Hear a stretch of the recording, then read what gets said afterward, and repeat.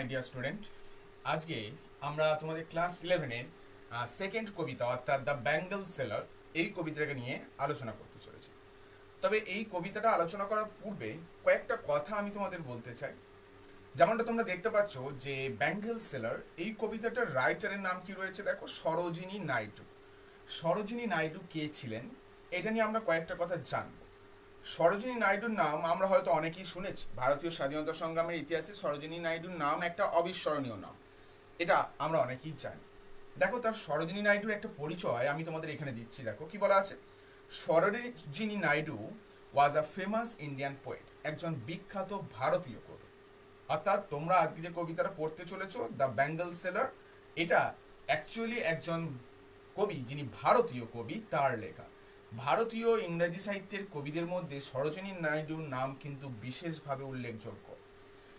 কি বলা আছে দেখো, and a major freedom fighter, এবং একজন প্রধান স্বাধীনতা সংগ্রামী হু went on becoming the first Indian woman to be appointed the president of India national Congress and the governor of state in India.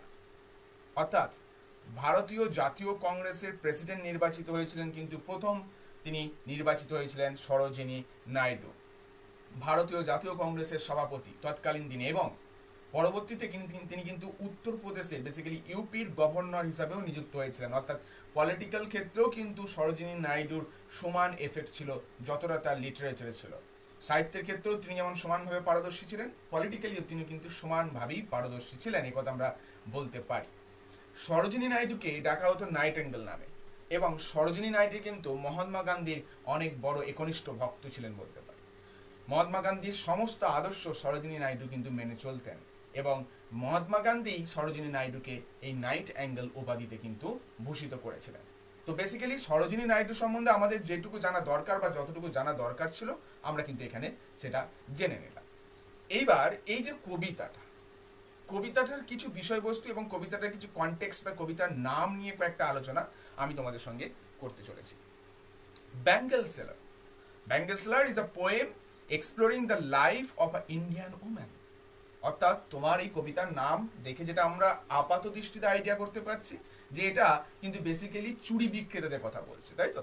তাহলে ব্যাঙ্গল মানে হচ্ছে চুড়ি আর সেলার মানে হচ্ছে বিক্রেতা। তাহলে ব্যাঙ্গল সেলার মিনস চুড়ি বিক্রেতা। অর্থাৎ এই কবিতায় আমরা এমন কিছু ব্যক্তির নাম পাবো বা এমন কিছু ব্যক্তিত্বের পরিচয় পাবো যারা কিনা চুড়ি বিক্রেতা। সো বেসিক্যালি এই কবিতাটা কিন্তু পাঠ করছেন কিন্তু এই চুড়ি বিক্রেতারাই। অর্থাৎ এই কবিতার ন্যারেটর কিন্তু চুড়ি বিক্রেতা। সেটা কিন্তু আমরা যখন কবিতাটা পাঠ করব সেখানেই শুরুতেই কিন্তু কবি আমাদের কাছে সেটা ক্লিয়ার করে দিয়েছে।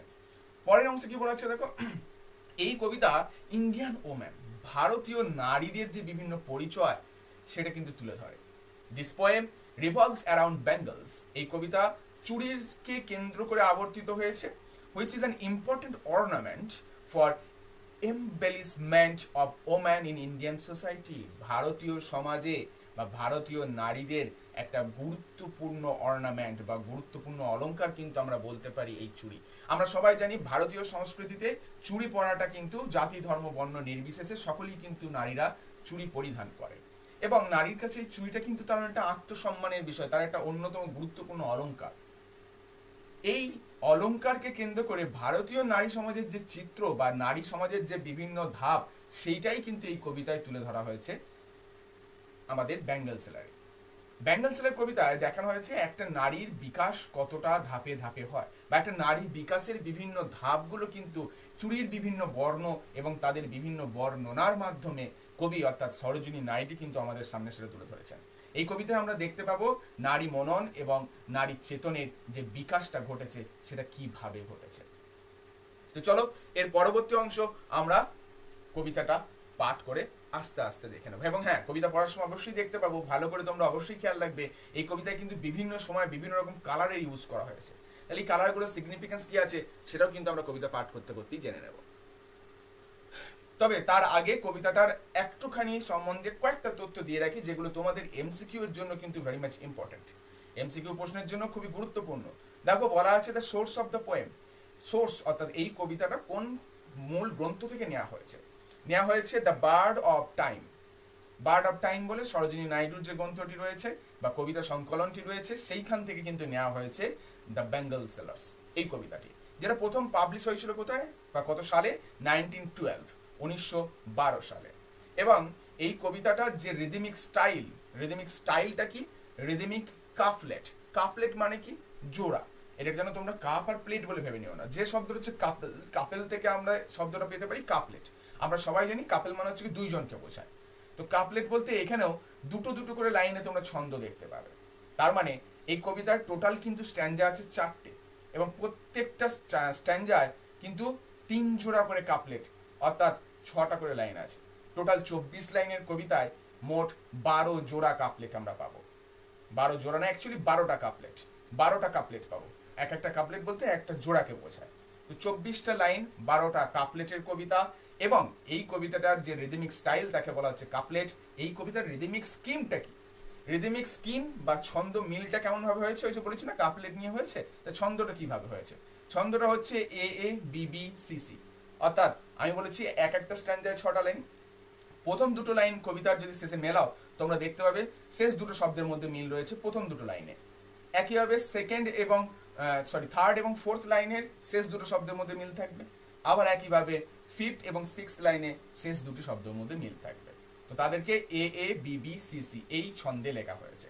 এই পার্টটা কিন্তু ভীষণভাবে গুরুত্বপূর্ণ, কারণ এই পার্টটা আমাদের এমসিকিউতে বিভিন্নভাবে কিন্তু কোয়েশ্চেন আসতে পারে। তাই এই অংশটাকে আমরা খুব ভালোভাবে প্রিপেয়ার করে রাখবো। কবিতা পড়ার সময় আমি তোমাদের বাকি ছন্দ মিলগুলোকে একবার করে দেখিয়ে দেবো, তাতে করে তোমাদের আর কোনো অসুবিধা হবে না। কবিতাটা খুবই সুন্দর এবং অত্যন্ত স্নিগ্ধ ধরনের একটা কবিতা বলতে পারো। এই কবিতাটার মধ্যে কিন্তু বেশ কিছু গুরুত্বপূর্ণ অর্থ লুকিয়ে রয়েছে। নারী মনন, নারী চেতনের যে বিকাশ সেটা কিন্তু এখানে দেখতে পাবো। কাইন্ড অফ এই কবিতাটাকে আমরা ফেমিনিস্ট কবিতাও বলতে পারি, কারণ এর মধ্যে নারীর ধ্যান ধারণা বা নারীর যে সমস্ত বিকাশ বা নারীদের যেসব সুপ্ত বাসনা সেগুলো লুকিয়ে রয়েছে এই কবিতার মধ্যে। এইবার আমরা স্ট্যান্জা 1টাকে চলো একটু পড়ে নিই। স্ট্যান্জা 1 প্রথমে আমি এক কাজ করি, রিডিংটা পড়ে নিই, তারপর তোমাদের ব্যাখ্যা সহকারে বোঝাই। বলা হচ্ছে, bangle sellers are we who bear our shining loads to the temple fair, who will buy these delicate bright rainbow tinted circles of light, lustrous token of radiant lives for happy daughters and happy wives। বেশ, এবার কবিতার প্রত্যেকটা শব্দ ধরে ধরে আমরা ব্যাখ্যা করি। ব্যাঙ্গল সেলার্স আর উই, আমরা হলাম ব্যাঙ্গল সেলার। দেখো কবিতা আমি বলেছিলাম যে এই কবিতা পাঠ করছে কে, ব্যাঙ্গল সেলাররা। কারণ দেখো প্রথমেই বলে দেওয়া হয়েছে ফার্স্ট পার্সন ন্যারেটিভ করে, ব্যাঙ্গল সেলার্স আর উই, আমরাই হলাম ব্যাঙ্গল সেলার। তার মানে এই পুরো কবিতাটা পাঠ করতে চলেছে আমাদের ব্যাঙ্গল সেলার্সরাই। ব্যাঙ্গল সেলার শুরুতেই ঘোষণা করলো আমি হলাম ব্যাঙ্গল সেলার, হু বিয়ার, বিয়ার মানে কি বহন করা, অর্থাৎ দেখবে মাথায় ঝুড়ি নিয়ে কিন্তু আগেকার দিনে ব্যাঙ্গল সেলাররা বা চুড়ি যারা বিক্রি করতো তারা এই মাথায় কিন্তু একটা ঝুড়ি নিয়ে বয়ে যেত। তাহলে এইটাকে বোঝা বলা হয়েছে, ঝুড়িটা মানে চুড়ির যে ঝুড়ি আমরা কি করছি, বিয়ার বা বহন করে নিয়ে যাচ্ছি। আওয়ার শাইনিং লোডস, দেখো এখানে যে লোড মানে যে ভার বা বোঝাটা, সেটাকে কেমন ভাবে ইন্ডিকেট করা হলো, তার জন্য কি অ্যাডজেক্টিভ দেওয়া হলো, শাইনিং লোড, চকচকে। আমরা সবাই জানি কাঁচের চুড়ি চকচকে হয়, তো তাদের যে লোড সেটা অবভিয়াসলি চকচকে, কারণ শাইনিং। আবার পাশাপাশি এই শব্দটা প্রয়োগ করে কিন্তু আমাদের লেখিকা আর একটা জিনিস ইন্ডিকেট করতে চাইলেন। দেখো যখন আমরা কোনো বোঝা বই বা যখন আমাদের কোনো জোর করে কাজ করানো হয়, তখন সেই কাজটা কিন্তু আমাদের কাছে অনেক বেশি বোরিং বলে মনে হয়। বাট এখানে ব্যাঙ্গল সেলারের যে কাজটা করছে সেটা কিন্তু তারা মনের ইচ্ছাতে করছে, ভালোবেসে করছে। তাই তাদের যে লোড সেটা কিন্তু তাদের ওভারলোড বলে মনে হচ্ছে না, বরং তাদের শাইনিং লোড বলে মনে হচ্ছে, চকচকে, কারণ এটা তারা মনের খুশিতে বইছে, মনের খুশিতে এই কাজটা করছে। তাহলে লেখিকা এটাও ইন্ডিকেট করতে চাইলেন যে load was not put by suppressing them, অর্থাৎ তাদেরকে জোর করে তাদের উপর চাপিয়ে দেওয়া হয়নি, এটা তাদের নিজের ইচ্ছায় তারা করছে। তারপর কি বলা আছে দেখো, টু দ্য টেম্পল ফেয়ার, তাহলে এই যে চুড়িগুলো তারা বহন করে কোথায় নিয়ে যাচ্ছে, টু দ্য টেম্পল ফেয়ার, অর্থাৎ মন্দিরের যে মেলা হচ্ছে সেইখানে। আমরা সবাই জানি বিভিন্ন পূজা পাঠকে কেন্দ্র করেই কিন্তু মেলাগুলো পরিচালিত হয়। কোনো একটা জায়গায় মেলা কিন্তু এমনি এমনি হঠাৎ করে বসতে পারে না, সেখানে কোনো পূজা পার্বণ থাকলে সেই জায়গাতে কিন্তু এই মেলাগুলো বসে, এবং মেলাতে চুড়ির দোকান বসে। তাহলে এই ব্যাঙ্গল সেলাররা মেলায় নিয়ে যাচ্ছে তাদের চুড়িগুলো বিক্রি করার জন্য। এইবার তারা কি বলছে দেখো, who will buy this delicate bright rainbow tinted circle of light, অর্থাৎ তারা যেন কিছুটা সেই হেঁকে হেঁকে যেমন করে হকারি করা হয় না, তেমন ভাবে বলছে কে কিনবে গো আমাদের চুড়ি, এই সুন্দর সুন্দর চুড়ি কে কিনবে, অর্থাৎ তারা যেন হাঁক ডাক করছে এসো এসো আমাদের চুড়িগুলো কেনো। এইবার দেখো কয়েকটা অ্যাডজেক্টিভ খুব সুন্দর প্রয়োগ করা হয়েছে, delicate, bright, rainbow tinted circle of light. Delicate মানে যেটা মনোমুগ্ধকর, ব্রাইট, উজ্জ্বল, অবভিয়াসলি চুড়ি তো উজ্জ্বল হবেই। অ্যান্ড এর যে কালার সেটা কি বলা হচ্ছে, rainbow tinted circle. Rainbow tinted circle মানে রামধনুর মতো রঙিন গোল। এইবার একটা কথা মনে রাখবে, এখানে কিন্তু রেইনবো টিন্টেড সার্কেল বলতে ব্যাঙ্গেলস গুলো কি বোঝানো হয়েছে, এটাও তোমাদের এমসিকিউতে আসতে পারে যে রেইনবো টিন্টেড সার্কেল বলতে কোন জিনিসটাকে বোঝানো হয়েছে, ব্যাঙ্গেলস গুলোকে, চুড়িগুলোকে। চুড়ি কি হয়, গোলাকৃতি। এইবার এই যে গোলাকৃতির চুড়ি, এর কালারটা কেমন বলেছেন লেখিকা, রেইনবো টিন্টেড, অর্থাৎ রামধনুর রং। রামধনুর রং কেমন, কারণ রামধনুর মধ্যে 7টা রঙই থেকে থাকে, তো চুড়িগুলো কিন্তু সব এক রঙের নয়, কোনোটা ভায়োলেট, কোনোটা ইন্ডিগো, কোনোটা ব্লু, কোনোটা অরেঞ্জ, কোনোটা গ্রিন, কোনোটা ইয়েলো, বিভিন্ন বিভিন্ন রকমের কালার। তাহলে এই কালারগুলো যখন একটা জায়গায় রয়েছে চুড়িগুলো, তো তাদেরকে দেখে কিন্তু অনেকটা রেইনবো বলি মনে হতে পারে। সো সেই কারণে কিন্তু পোয়েট এটাকে বলেছেন রেইনবো টিন্টেড বেঙ্গলস, রামধনুর রঙে রঙিত চুড়ি। পাশাপাশি এই যে কালার রেইনবো টিন্টেড, এটা কিন্তু আরেকটা জিনিস সিগনিফাই করে। রেইনবো কিন্তু সো মাচ গ্লোরি, অনেক বেশি কালার, অনেক বেশি আনন্দকে উদযাপিত করে। তার মানে প্রথম স্ট্যান্ডায় কবি এমন কিছুটা হিন্স দিতে চাইছেন যেটা অনেক বেশি আনন্দকে বা অনেক বেশি সুখকে উদযাপন করতে চাইছে। বেশ, এরপরে অংশ দেখে নিন। Lustrous token of radiant lives for happy daughters and happy wives. এইবার দেখো কবি একটা খুব সুন্দর শব্দ প্রয়োগ করলেন, লাস্ট্রাস টোকেন। লাস্ট্রাস মানে যেটা মানুষকে লোভ ধরিয়ে দেয়, উজ্জ্বল যে জিনিসটাকে বলা হচ্ছে। অর্থাৎ এই যে চুড়ি, এই চুড়িগুলোকে একটা টোকেনের সাথে তুলনা করা হচ্ছে। কিসের টোকেন, উজ্জ্বলতার, আনন্দতার বা আনন্দের টোকেন। কাদের জন্য এই আনন্দ, কাদের জন্য এই উজ্জ্বলতা, for those happy daughters and happy wife's. দেখো নারী সমাজের বা নারীত্বের প্রথম ধাপ কি, নারী যখন তার নিজের বাড়িতে থাকে সে কিন্তু কারো ডটার, সে কিন্তু কারো কন্যা, অর্থাৎ মেয়ে যখন তার বাবার কাছে থাকে সে কিন্তু তার কাছে রানী হয়ে থাকে। মেয়ে তার নিজের ঘরে is a princess, he is happy, she is happy.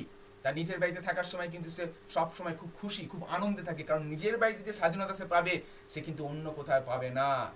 তার জন্যই কিন্তু লেখিকা এখানে ডটারদেরকে কি বলেছেন, হ্যাপি। তবে পাশাপাশি আরেকটা কথা বলেছেন, হ্যাপি ওয়াইফস, ওয়াইফসদেরকেও হ্যাপি বলেছেন। কারণ এখানে ওয়াইফ বলতে সদ্য বিবাহিতা নারীকে বোঝানো হয়েছে, কারণ সে নারী সবে সবে তার সংসার, পুরাতন সংসার ত্যাগ করে নতুন এক জীবন শুরু করেছে।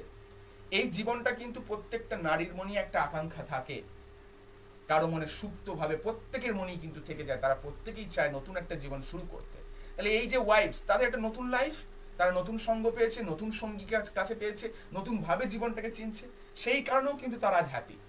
তাই এই সমস্ত যে রেইনবো কালার চুড়িগুলো কাদের জন্য বোঝাতে চাইলেন কবি, কবি বোঝাতে চাইলেন এই চুড়িগুলো কিন্তু ইন্ডিকেট করছে সেই সমস্ত হ্যাপি ডটার এবং হ্যাপি ওয়াইফসদেরকে। দেখবে এই সমস্ত ডটার এবং ওয়াইফসরাই কিন্তু এই রঙিন চুড়িগুলো পরে, কারণ তাদের লাইফটা অনেক বেশি রঙিন। তাদের, আমাদের মানুষের মনের সঙ্গে রং কিন্তু ভীষণভাবে রিফ্লেক্ট করে।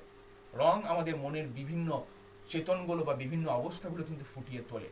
নিশ্চয়ই তোমরা খুব ভালো করেই জানো, আমরা যদি কোনো একটা মৃত্যু হয়েছে এমন কোনো ব্যক্তির বাড়িতে যাই, সেখানে সাদা পোশাক পরে যাই, কারণ সাদা অনেক বেশি স্নিগ্ধ এবং শান্ত কালার। এবং মৃত্যু বাড়িতে নিশ্চয়ই আমি একটা চকমকে আয়না বসানো বা চুমকি বসানো কাপড় পরে চলে যাব না, বা জামা পরে চলে যাব না, টকটকে লাল কাপড় পরে যাব না, কারণ সেই জায়গায় সেটা অশোভনীয়। তাহলে নিশ্চয়ই রং অনেক কিছু ইন্ডিকেট করে মন এবং সিচুয়েশনকে। তাহলে এখানে যে রেইনবো কালারটা ইউজ করা হয়েছিল to indicate those happy daughters and happy wives. এইবার তাদের জন্য আরেকটা শব্দ প্রয়োগ করা হয়েছিল, রেডিয়েন্ট, রেডিয়েন্ট লাইফস।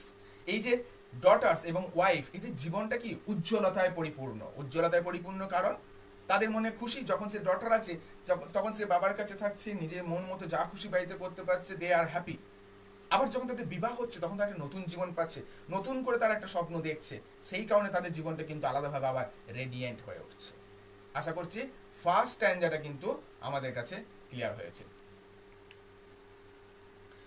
এরপরে চলো আমরা সেকেন্ড স্ট্যান্ডাটা কি আছে দেখে। স্ট্যান্ডা 2, স্ট্যান্ডা 2 তে কি বলা হচ্ছে, some are made for a maidens rest. অর্থাৎ কিছু তৈরি হয়েছে, অর্থাৎ কিছু চুড়ি তৈরি হয়েছে ফর আ মেইডেন রেস্ট, অর্থাৎ অবিবাহিত কন্যার কবজির জন্য। Silver and blue as the mountain messed, এবং সেগুলিকে দেখতে অনেকটা কিসের মতো, সিলভার এবং ব্লু কালার, ঠিক যেমনটা পাহাড়ের কুয়াশা হয়। ব্যাখ্যা আমি পুরোটা করবো, আগে লাইন সহকারে বাংলা মানেটা বলি। Some are flushed like the birds that dream, কিছু কিছু এতটাই চকচক করছে এবং লাল আভা ছাড়ছে, ঠিক যেমন করে একটা কুঁড়ি স্বপ্ন দেখে। On the tranquil brow of a woodland stream, on a tranquil brow of a woodland stream, অর্থাৎ ট্রাঙ্কুইল ব্রো বলতে এখানে আইব্রোকে বোঝানো হয়েছে, ট্রাঙ্কুইল মানে শান্ত, এবং উডল্যান্ড স্ট্রিম বলতে বন্য ছোট নদীকে বোঝানো হয়েছে। Some are aglow with the bloom that cleaves to the limpid glory of newborn lips. এইবার পুরোটা ব্যাখ্যা করি।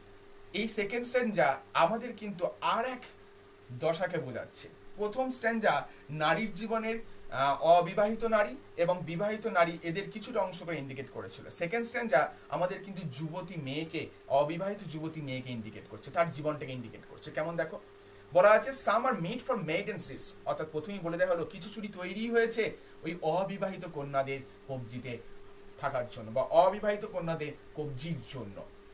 তারপরে কি বলা হচ্ছে, এই চুড়িগুলো কেমন, সিলভার, সিলভার কেমন হয়, সোনালী, রূপালী বর্ণ কেমন দেখতে হয় না, চকচকে দেখতে হয়।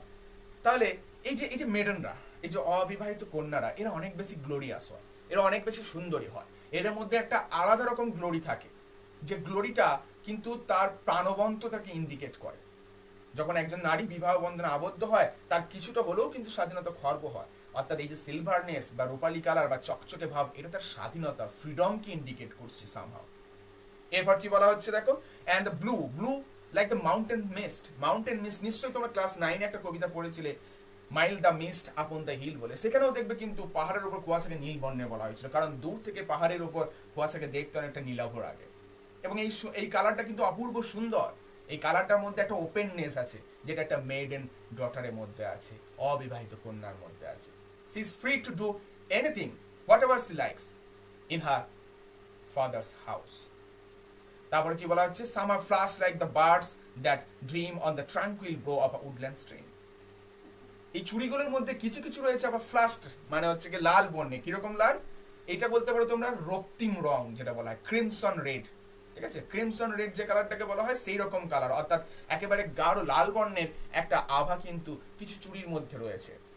ঠিক যেমন একটা বার্ডস, কুঁড়ি দেখে স্বপ্ন। কুঁড়ি কি স্বপ্ন দেখে, কুঁড়ি বলতে কিন্তু মানুষের বা নারীর সেই ফেসটাকে বোঝানো হয়েছে যখন সে তার বাবার আশ্রয়ে থাকে। কুঁড়ি কি হয় দেখো, একটা কুঁড়ি চারপাশে পাপড়ি দ্বারা খুব সুন্দরভাবে আবৃত থাকে, সে কিন্তু অনেক বেশি সুরক্ষিত থাকে, কুঁড়ির ভেতরে অংশটা সবটাই সুরক্ষিত।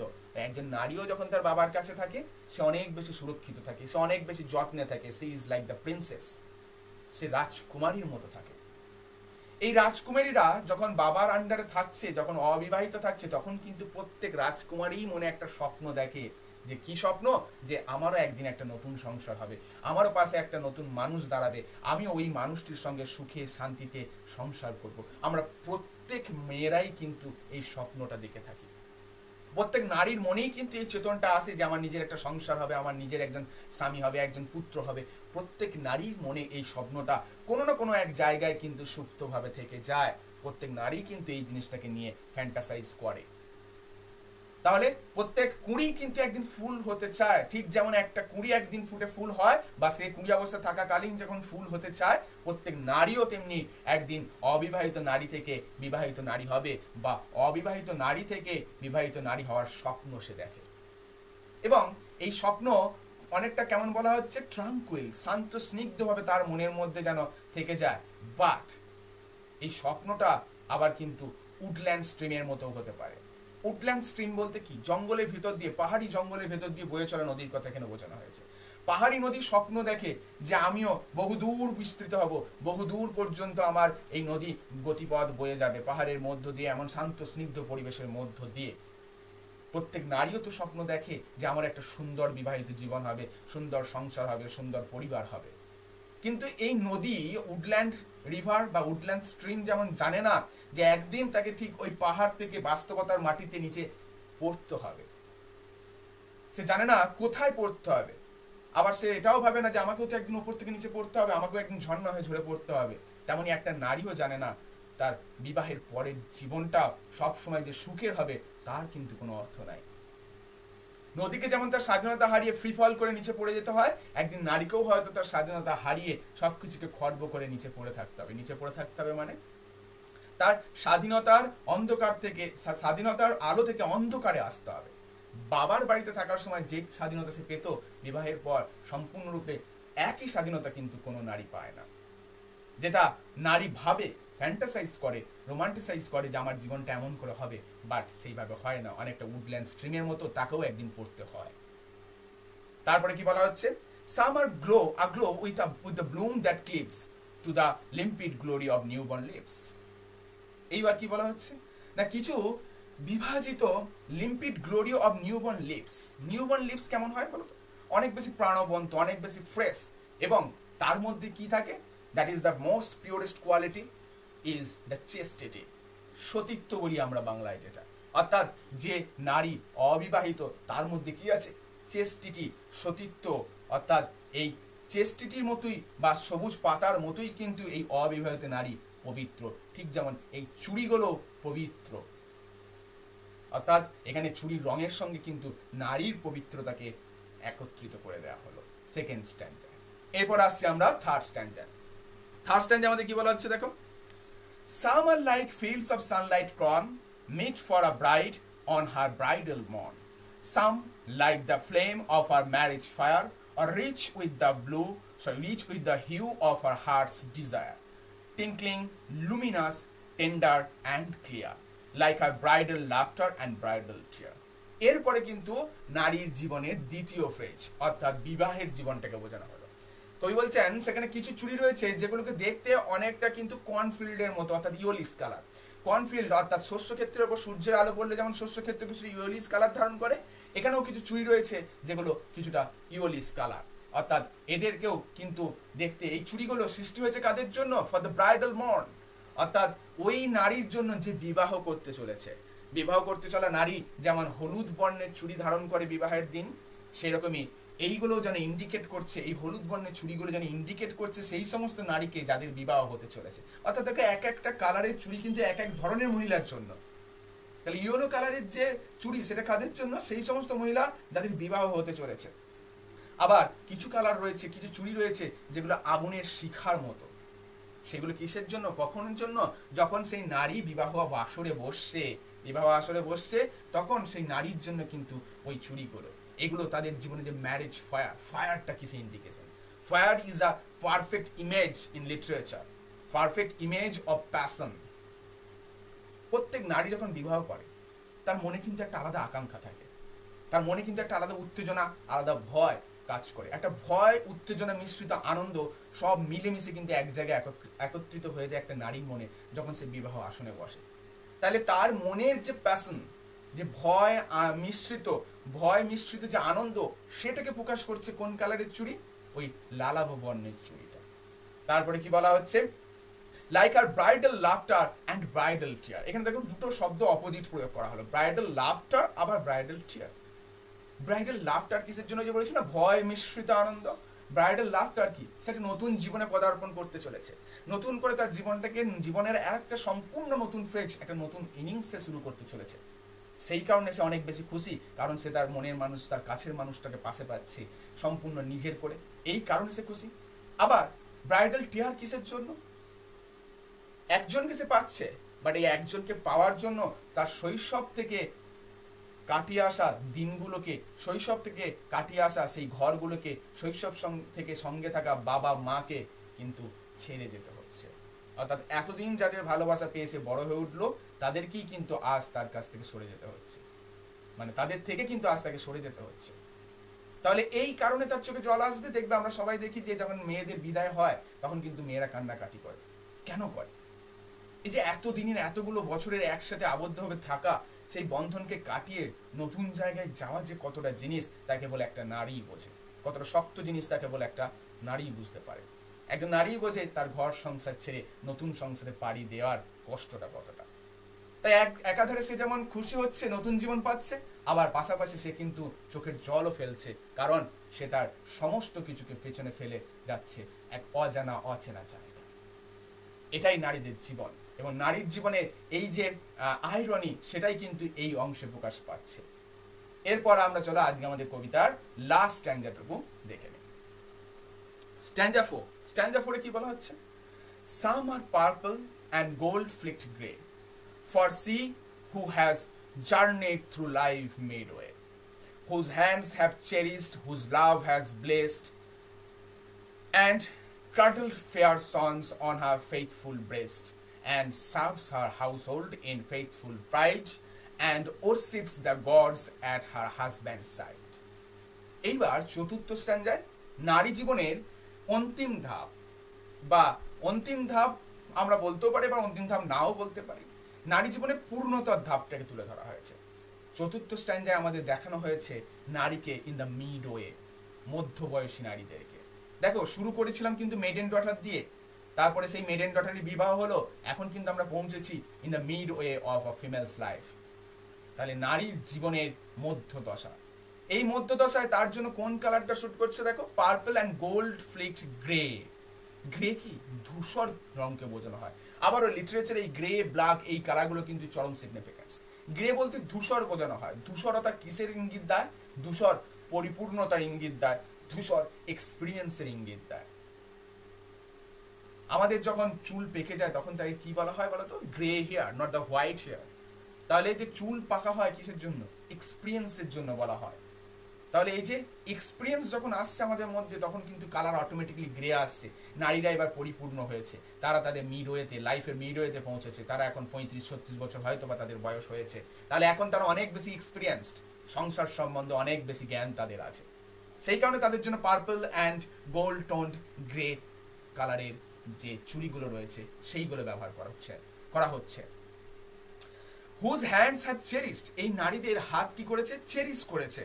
হুজ লাভ হ্যাজ ব্লেসড, যার ভালোবাসা সকল কিছুকে ভরিয়ে দিয়েছে। অ্যান্ড কার্ডলড ফেয়ার সন্স, যার হাত একদিন নাড়িয়েছে তার মূল্যবান সন্তানকে। দেখো এই নারী তো মা হয়েছে, সেই চেস্টিটিতে ভরা নারী বা সেই চেস্ট নারী কিন্তু আজকে মা হয়েছে। তার হাত ভালোবাসা দিয়েছে, তার হাত বড় করে তুলেছে, লালন পালন করে তুলেছে, তার হাত নাড়িয়েছে দোলনা। কার? তার সন্তানের দোলনা। যে তার সন্তানকে দোল খায় খেয়ে বারবার দুলিয়ে দুলিয়ে কিন্তু বড় করে তুলেছে তার ভালোবাসা দিয়ে, তার লালন পালন দিয়ে। তারপর কি বলা হচ্ছে? অন হার ফেথফুল ব্রেস্ট, তার বিশ্বস্ত, ফেথফুল মানে বিশ্বস্ত বুকে। আমরা সবাই বলি না মায়ের কোল সব থেকে শান্তির জায়গা, কারণ মায়ের থেকে বিশ্বাসযোগ্য বলে এই দুনিয়ায় কোনো কিছু হয় না। এই দুনিয়ায় যদি চরম বিশ্বাসযোগ্য বলে কোনো জিনিস হয়ে থাকে বা চরম বিশ্বাস করা যায় এমন কোনো জায়গা যদি থেকে থাকে সেটা হলো মা। মাতৃ স্নেহ বা মাতৃ আস্থার উপরে কিন্তু আর কিচ্ছু হয় না। তাহলে মায়ের যে বুক সেটাই তো সব থেকে বিশ্বস্ত জায়গা হবে, এবং একটা সন্তান তো মায়ের বুককে স্তন্যপান করেই বড় হয়ে ওঠে। তাহলে সব থেকে বিশ্বস্ত জায়গায় একটা নারী তার সন্তানকে বড় করে তোলে। তাহলে একটা নারীর কত চরিত্র! একটা নারী সে কন্যা, যখন সে যুবতী সে কন্যা, সে হেসে খেলে মারামারি করে বেড়ায়। একটা নারী সে যুবতী হয়ে উঠছে, আস্তে আস্তে পরিপক্ক হয়ে উঠছে বিবাহের জন্য। একটা নারী সে বিবাহের পর আবার একটা নতুন জীবন শুরু করছে, নতুন ইনিংস। জীবনের প্রথম কয়েকটা বছর যখন সে সদ্য বিবাহিতা নারী হয়ে থাকছে তখন তার জীবন একরকম, আবার সেই নারী কিন্তু যখন পরিপক্ক হয়ে উঠছে সেই নারী কিন্তু সন্তান লালন পালন করে বড় করে তুলছে মাতৃস্নেহে। একদিনে উচ্ছৃঙ্খল নারী আজকের পরম শৃঙ্খল মাতা হয়ে উঠছে। তাই এই মানব জীবনে যদি সব থেকে বেশি পরিবর্তন কারোর মধ্যে ঘটে থাকে, দ্যাট ইজ নারী বা মহিলা। সেই কারণেই কিন্তু মহিলারা এতটা উপরে, সেই কারণেই তারা সম্মানের যোগ্য। একজন নারী পারে একেবারে চরম তলানি থেকে একেবারে চরম শীর্ষস্থানে পৌঁছাতে।